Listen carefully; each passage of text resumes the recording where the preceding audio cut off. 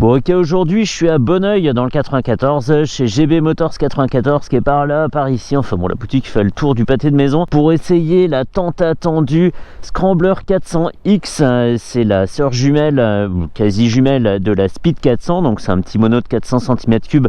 On va y revenir pendant la fiche et je vais aussi détailler les quelques différences avec sa sœur. À l'avant on a un Metzeler, un Karoo Street qui fait 19 pouces de diamètre et 100 mm de large, arrêté par un disque de 320 mm avec un étrier Bibre en position radiale avec 4 pistons. On a 13 litres d'essence pour alimenter ce petit monocylindre qui développe 40 chevaux à 8000 tours minute et qui offre 3,9 mètres-kg de couple à 6500 tours. On a une boîte 6, pas de shifter, ni en série ni en option, on n'est pas là pour ça.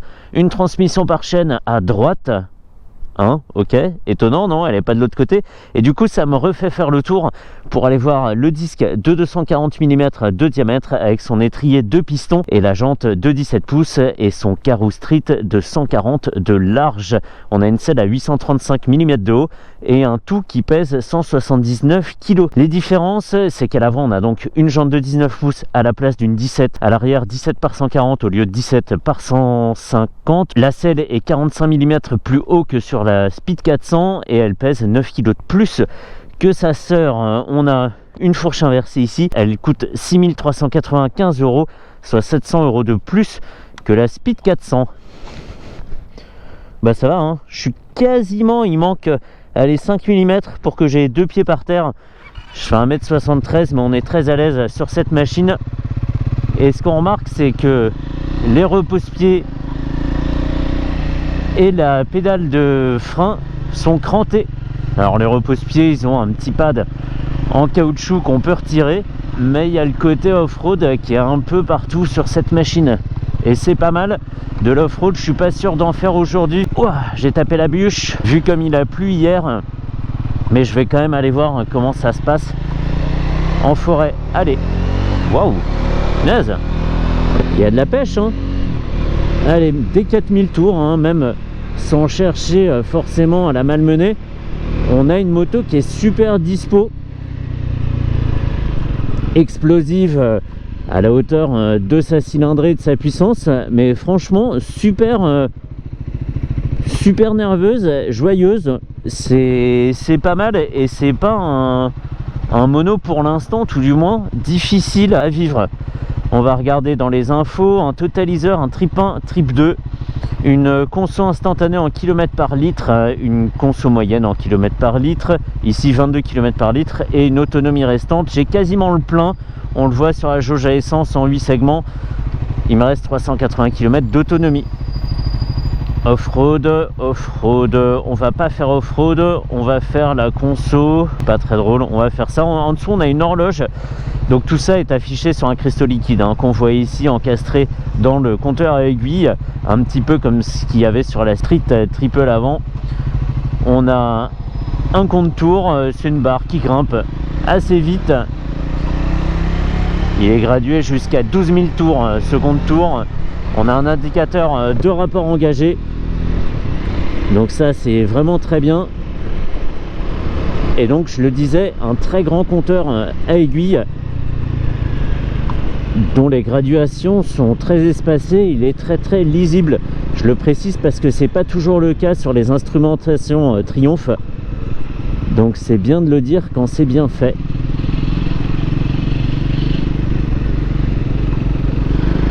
Allez, là, troisième, sans rétrograder, on est bien. Attends, si ça, c'est la Scrambler 400X, où c'est pas forcément l'esprit de rouler un peu nerveusement, un peu arsouille, je me demande ce que ça va donner sur la Speed 400. Parce que là, on a un guidon assez haut, avec un renfort au milieu où on a mis une mousse Triumph. Donc, pas forcément la position qui incite le plus à la déconne, on est très droit sur la machine avec les bras assez écartés et pourtant j'ai bien envie qu'il n'y ait personne pour que je puisse m'amuser. C'est super sympa à la fois parce que la machine est dispo tôt dans le régime, enfin la mécanique est dispo tôt dans le régime, et en plus elle est assez prévisible. On voit que ça commence à s'agiter, on se dit ouais c'est bien, et en fait le temps qu'on se dise ça, boum, on a des bonnes performances, c'est super sympa quoi. Et 179 kg, et bah c'est pas gênant. Ici en plus je suis full, hein, je le disais, j'ai quasiment le plein, donc j'ai vraiment le poids de la machine au maximum, plus mes 80 kg dessus, et ça donne une machine facile mais qui reste quand même assez haute. D'aspect général, on a vraiment l'impression d'être sur un baby Scrambler 1200. Allez.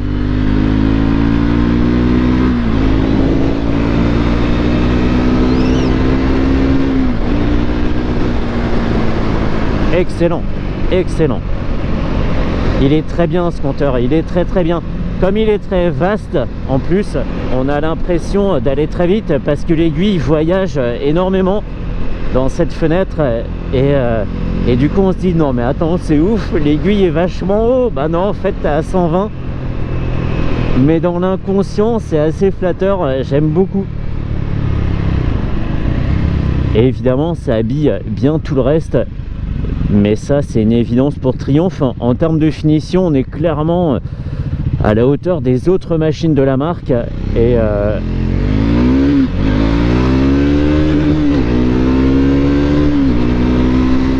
c'est bien, ils n'ont pas fait une moto au rabais. Il n'y a que la petite grille de phare à l'avant qui est en plastique. Je sais pas comment elle va vieillir avec les vibrations, les UV, tout ça, mais sinon la finition est là, hein, pas de problème. Oui, j'ai tapé plusieurs fois le limiteur parce que la moto, c'est bizarre pourtant, elle est bien rodée, mais le limiteur est réglé assez bas. Je dis ça et ça se trouve il n'y a pas la possibilité de régler le limiteur.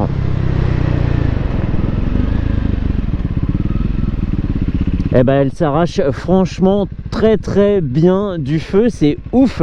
Et comme on a assez de débattement sur la suspension et la fourche, on a une machine qui se cabre pas, on n'a pas peur de partir en wheeling, et ça c'est franchement pas mal. À l'avant je l'ai pas dit, mais la fourche offre un débattement de 100 mm, ça fait 10 cm pour les moins matheux d'entre nous. Alors c'est peut-être pas énorme pour aller en tout terrain, mais c'est... Ah, d'ailleurs on va pas aller là, on va aller là. Oh la pêche! C'est dingue, un plaisir mais hyper accessible parce que là je vais pas très vite, mais dans une gaieté vraiment surprenante. Je m'attendais pas du tout à ça pour le petit 400, le petit mono, et super facile à vivre. Et voilà qu'il pleut. Ah, ils avaient prévenu hein.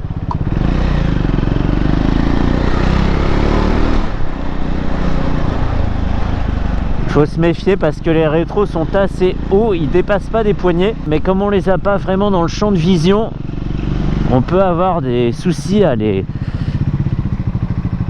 placer quand on se faufile.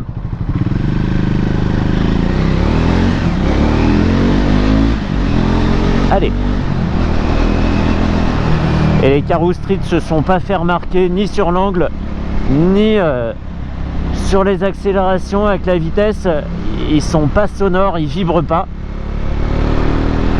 c'est très bien. Allez, vroom vroom.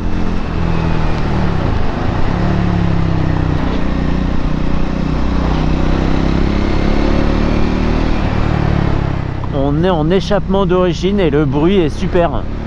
Tiens, anecdote, le premier essai que j'ai filmé, c'était ici avec une Tiger 800 à l'époque, et j'avais glissé sur la plaque d'égout que je viens de passer. J'avais vu ma vie défiler, et depuis, dès que je repasse ici, je me souviens Tiger 800. Aïe aïe aïe, j'en fais encore des cauchemars la nuit. C'était il y a bien longtemps, j'approche de mes 10 ans de permis gros cube, et c'était ouais, c'était il y a déjà quelques années, ouais.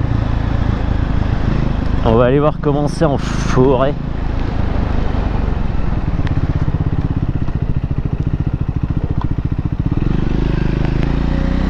Donc l'ABS n'est pas déconnectable, il n'y a que le traction control qui l'est. On a vu tout à l'heure un petit mode off-road sur l'écran. Ouais, c'est gras. Ouah, j'ai tapé la bûche.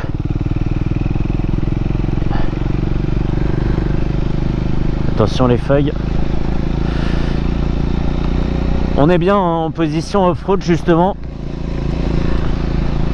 Les repose-pieds étant très larges, on n'a pas le pied en équilibre dessus. On est parfaitement posé et la moto pose absolument pas de soucis. Elle est très mobile entre les jambes. C'est super agréable. Ouais, petit blocage de l'arrière, petite intervention de l'ABS et on ressort. Il pleut toujours. Allez. Super cool. Elle aura mis énormément de temps à arriver à Bonneuil, cette machine, pour des raisons que je peux pas détailler ici, mais au moins elle est là et elle a des petits pare-mains pour protéger du vent qui marchent très bien, celle-ci, je le remarque.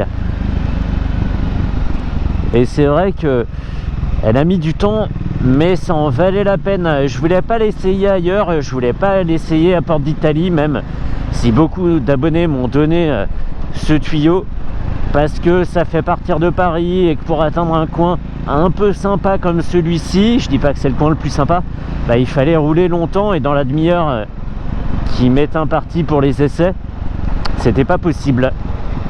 Un super produit, c'est un petit peu comme certaines machines chez BMW, la G310R et la 310 GS par exemple, qui permettent de mettre un pied dans l'univers de cette marque, de Triumph, mais sans une moto au rabais.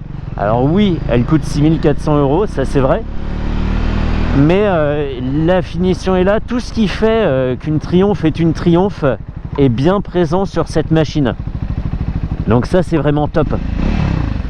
L'échappement d'origine fait un bon bruit à bas régime, bas et mi-régime. Par contre, quand tu es en haut, c'est un petit peu sec, c'est moins agréable. Et en même temps, avec un mono, c'est compliqué de faire un joli bruit. Enfin, de faire un bruit autre que le bruit d'un mono plutôt.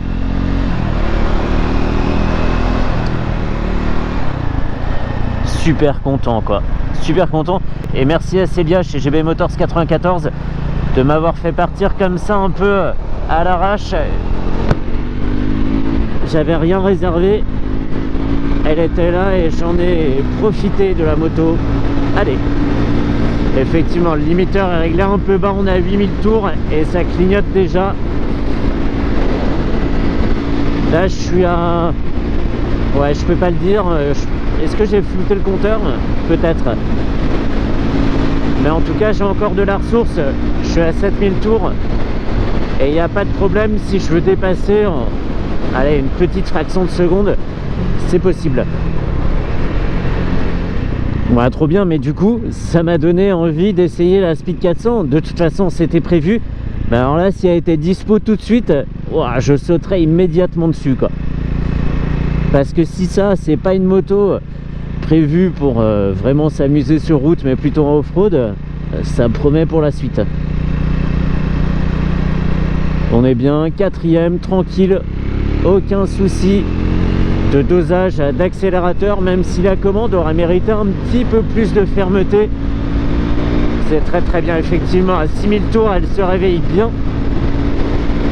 On approche du couple maxi et on a une moto qui devient encore plus vivante. Je peux pas dire qu'elle devient vivante puisqu'elle l'est déjà pas mal avant, mais on a du plus. On a un bon démarrage, une bonne dispo à bas régime, une bonne dispo à mi-régime. En haut ça se calme un petit peu, mais on a déjà eu tellement avant que finalement c'est pas très grave. Si on se met juste en sixième, qu'on peut cruiser à 130, faire des petits dépassements à 140, finalement il n'y a pas besoin de plus hein.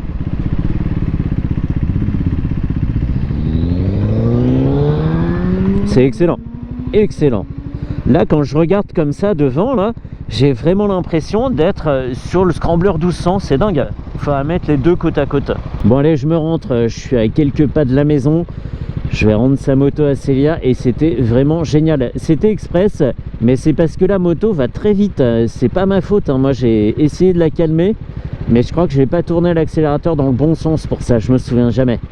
J'ai des petits problèmes de mémoire pour ça. Et pour rappel, pendant quelques temps, à partir de maintenant, il y a des vidéos le dimanche, parce qu'il y a beaucoup de choses à essayer et beaucoup de choses à publier. Du coup voilà, vidéo le dimanche à 9h30 si je change pas l'heure, c'est à peu près ça. Allez go, finito.